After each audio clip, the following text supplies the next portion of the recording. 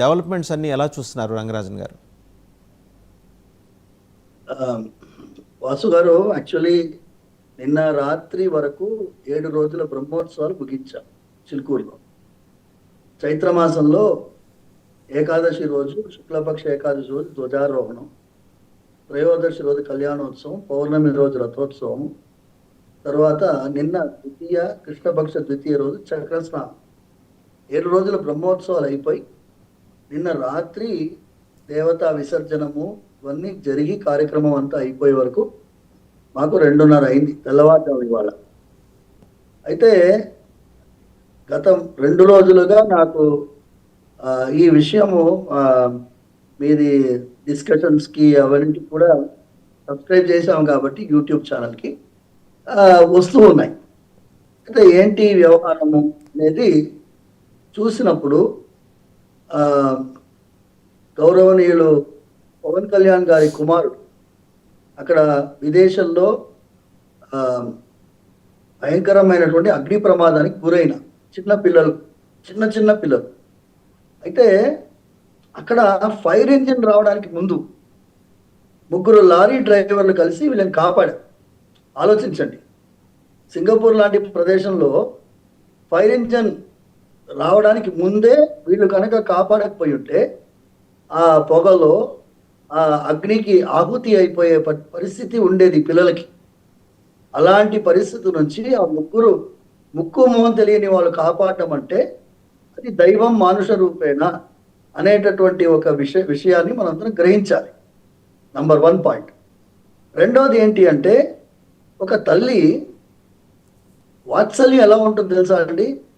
నా బిడ్డ క్షేమంగా ఉండాలి, ఎక్కడో ఉంది పాపం, అక్కడ ఆత్మ అది పరిస్థితి ఎలా ఉంది, పిల్లవాడు ఎలా ఉన్నాడో తెలియదు, నా పిల్లవాడు బతకాలని తల్లి కోరుకుంటుంది, అందరినీ ప్రార్థిస్తుంది, అలా మొక్కుకుని ఉంది. వెంకటేశ్వర స్వామి సన్నిధిలో వచ్చి మొక్కుకుంటాను, నాకు ఇదే తలనీలాలు సమర్పించడం అనేది ఏంటి అండి? ఏదన్నా ఒక విపత్కరమైన పరిస్థితి నుంచి భగవంతుని వేడుకుంటాం అంటే భగవంతుడు ఏది ఆశించడు రక్షించడం కోసం. గజేంద్ర మోక్షం ఘట్టం కొన్ని వేల సంవత్సరాల ముందు జరిగింది. ఇప్పుడు కూడా మన గజేంద్ర మోక్షాన్ని ఎందుకు చెప్పుకుంటున్నామండి? అంటే భగవంతుడు తన భక్తుణ్ణి ఆదుకోవడానికి గరుత్మంతుల వారి కంటే స్పీడ్గా ఎగిరి వస్తాడు. గరుత్మంతులు వెనకాల ఉన్నారు, చక్రం వెనకాల ఉంది, శంఖం వెనకాల ఉంది, ఆయుధాలన్నీ వెనకాల ఉన్నాయి. స్వామి వారు హై స్పీడ్లో భక్తుల్ని ఆదుకోవడానికి పరిగెత్తుకుంటూ వస్తున్నారు అనేదాన్ని శ్రీమద్ భాగవతమే కానీ పోతన భాగవతం కూడా మనకి ఉదాహరణ చెప్తుంది. శ్రీనాథ కవికి పోతనకి ఒక వాగ్వివాదం జరిగింది. అన్నీ వదిలేసి ఉరికొస్తారా అండి భగవంతుడు అని అంటే, సొంతంగా పిల్లవాడు బావిలో పడితే శ్రీనాథుడు అన్నీ వదిలి పరిగెత్తుకుంటూ వస్తాడు. ఇలాంటి ఒక సందర్భాన్ని గుర్తు చేస్తే ఈవిడ పాపం అన్నా లేనేవా గారు ఆవిడ స్పెల్లింగ్ నాకు రావట్లేదు. అయితే ఆవిడ గారు తిరుమలకి వెళ్ళి ఆవిడ వేరే మతంలో పుట్టింది కాబట్టి డిక్లరేషన్ సైన్ చేసింది, తర్వాత వెళ్ళి కళ్యాణకట్టలో ఆవిడ తలనీలా సమర్పించుకునింది. కొంతమంది వేల సంఖ్యలో ఆడవాళ్ళు రోజు తలనీలా సమర్పించుకుంటారు. అక్కడ ఎవరు పెళ్ళైన వాళ్ళు, ఎవరు పెళ్లి కాని వాళ్ళు ఎవరు చూడరు. పెళ్ళైన వాళ్ళు ఎంతో మంది తలనీలాలు సమర్పించుకుంటారు. భర్త బతుకుండగానే ఎలా చేసుకుంటారని ఎవడోడు పోస్ట్. అంటే భగవంతుడి సన్నిధిలో ఇది వాళ్ళకి భగవంతుడికి భక్తుడికి నడుమ జరిగిన వ్యక్తిగతమైన వ్యవహారం. ఆవిడ మొక్కుకునింది, ఆవిడ మొక్కును స్వామివారి ముందు చెల్లించుకునింది. ఇది ఇట్ ఈస్ కోఇన్సిడెంటల్. అంటే ఇది ఆవిడ డిప్యూటీ చీఫ్ మినిస్టర్ గారి భార్య కాబట్టి మనందరికీ తెలియవచ్చు. కానీ ఎన్నో వేల మంది ఆడవాళ్ళు వాళ్ళ మాంగళ్యం నిలబడాలని, ఆరోగ్యం కుదుటపడాలని అనుకొని తలనీలాలు సమర్పించుకుంటున్నటువంటి వేల సంఖ్యలో ఆడవాళ్ళు ఉన్నారు.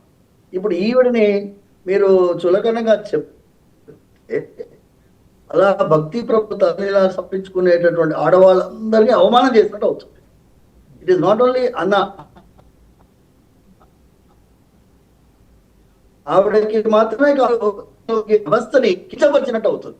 ఇది నేను మనస్ఫూర్తిగా నేను చాలా ఆందోళన పడి, ఇవాళ నేను ఎట్టి పరిస్థితుల్లో ఉత్సవం అయిపోయింది కాబట్టి భక్తులందరికీ కూడా ఈ విషయం తెలియజేయాలని మీ ముందు వచ్చాను వాసు గారు. నేను ఒకటే ఒక పాయింట్ మళ్ళీ మళ్ళీ గుర్తు చేస్తున్నాను.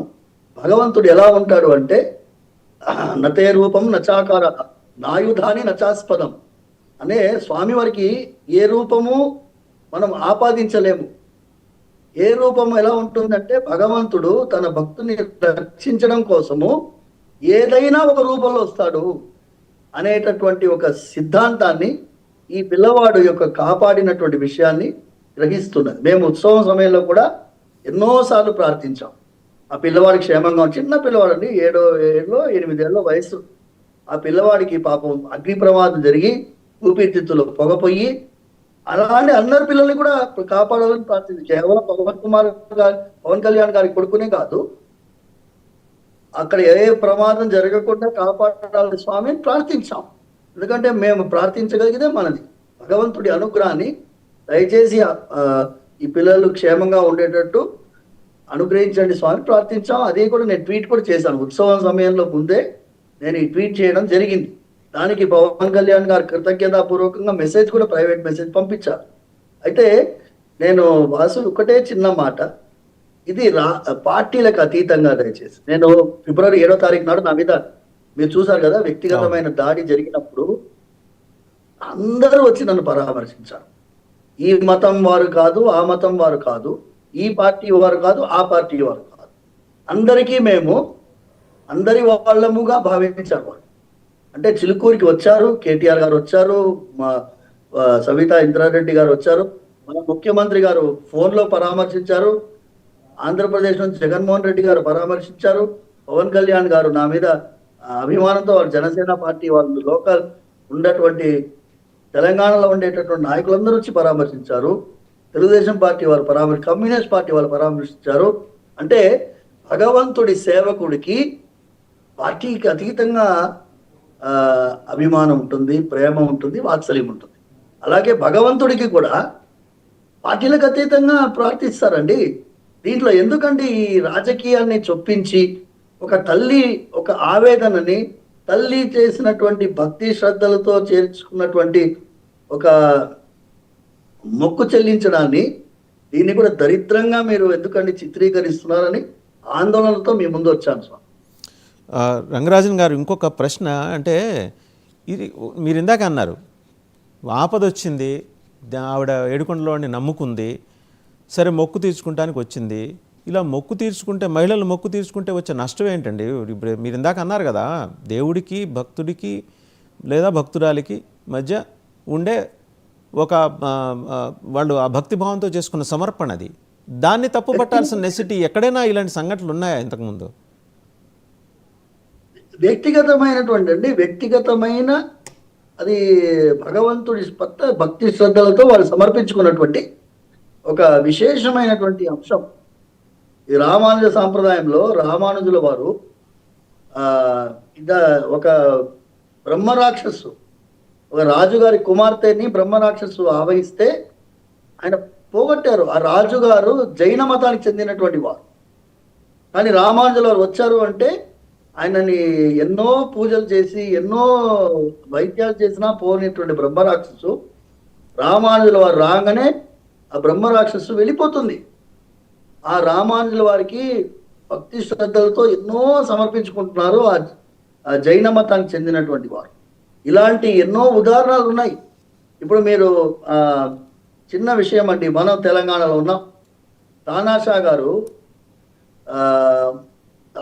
గారికి ఔరంగజేబ్కి ఉండేటటువంటి కొట్లాటకి కారణం ఏంటండి? మెయిన్ కారణం ఏంటి? తానాషా గారు తన మతాన్ని కాపాడుకుంటూ, తన మతాన్ని నమ్ముకుంటూ, హైందవ సంప్రదాయాన్ని గౌరవించి విగ్రహారాధనానికి వ్యతిరేకంగా చేయకుండా ఉన్నారు. కాబట్టి ఔరంగజేబ్ గారికి ఔరంగజేబ్ దాడి చేశారు. ఇందుకోసమే చిలుకూరులో మేము మీ అందరినీ ప్రార్థించేది. ఇది నా సెల్ ఫోన్లో బ్యాటరీ అయిపోవచ్చింది, నేను ఎక్కడో బయట మీకు అర్జెంటుగా మీతో కలవాలి, మాట్లాడాలని చెప్పి ఆన్లైన్లో వచ్చాను. కానీ ఒకటండి, ఇది పెద్ద విషయం అండి. దీన్ని దయచేసి దౌర్భాగ్యానికి తీసుకురావద్దని మనస్ఫూర్తిగా ప్రార్థిస్తున్నాను.